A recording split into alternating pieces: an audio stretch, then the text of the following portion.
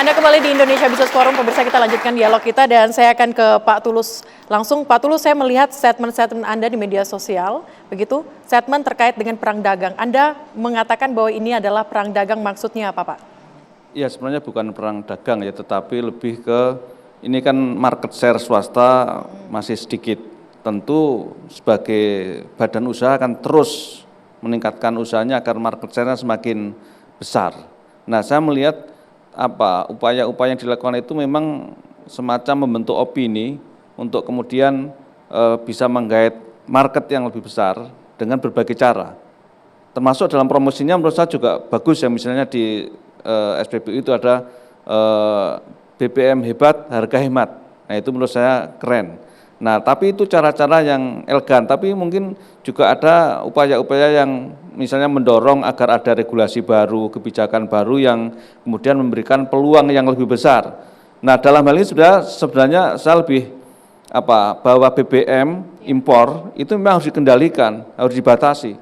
Karena menyangkut tadi hajat hidup orang banyak, menyangkut devisa negara, menyangkut neraca perdagangan dalam BBM, saya kira memang perlu dikendalikan.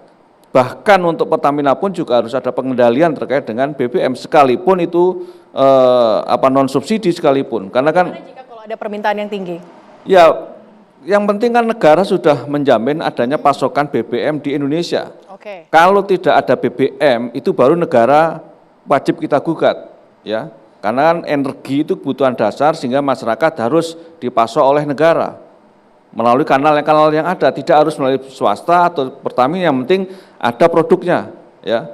Itu kalau produknya tidak ada, baru kita gugat negara, karena kemudian negara gagal menyediakan BBM. Ini kan melimpah di mana-mana gitu. Jadi saya kira tudingan monopoli juga, pertama kalau dari sisi undang-undang migas, kan memang tidak ada monopoli.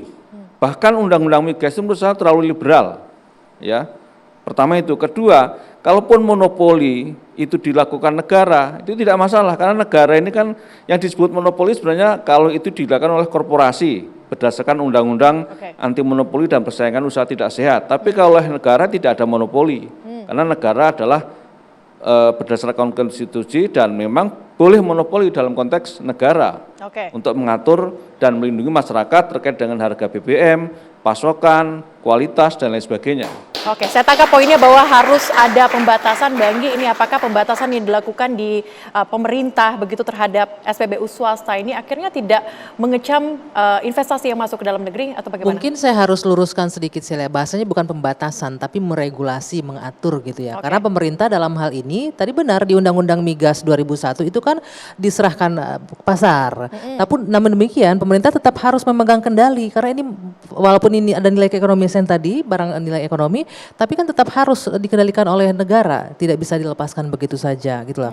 Nah, terkait dengan bagaimana dengan investasi, ini solusi yang ada sekarang ini yang diberikan pemerintah adalah bentuk bahwa pemerintah menjamin agar usaha ini tetap bisa jalan, badan usaha swasta tetap bisa jalan, dicarikanlah solusi yang win-win untuk semua pihak.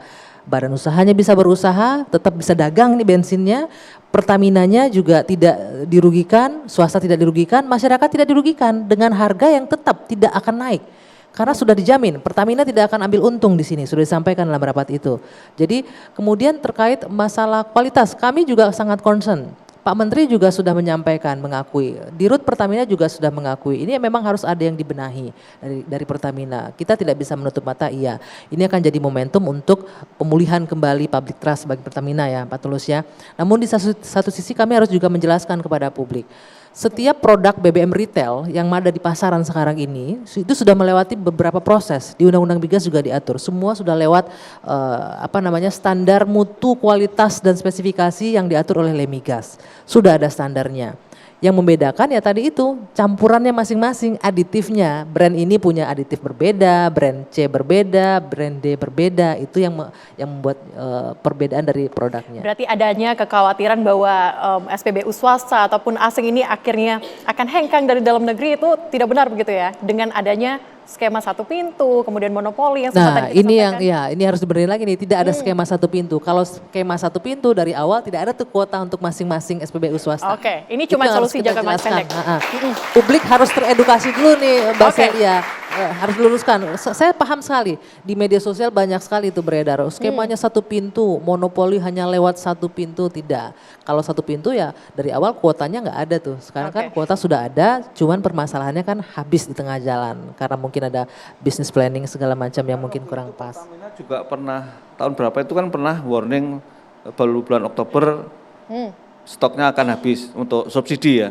Sehingga perlu ditambah dan segala macam. Tapi intinya memang harus ada pengendalian. Jangan sampai kemudian barang yang sangat mahal ini sebenarnya dan kita masih impor. Karena kan kebutuhan nasional kita 1,6 juta barel ya. 1,6 juta, kita masih impor Sementara hampir impornya tinggi 1 juta. sekali. Sehingga memang harus ada pembatasan dan pengendalian. Benar, ini juga terkait dengan cita-citanya Presiden Prabowo bahwa kita kan harus mandiri secara energi di satu sisi. Kita juga harus mengurangi impor, ketergantungan terhadap impor. Inilah yang coba diatur oleh pemerintah, bukan arti untuk membunuh usaha dari investasi dan lain-lain. Ya, cuma harus kita tagih setelah tahun 4 tahun ke depan itu kemandirian energi harus betul-betul bisa dicapai, Pak.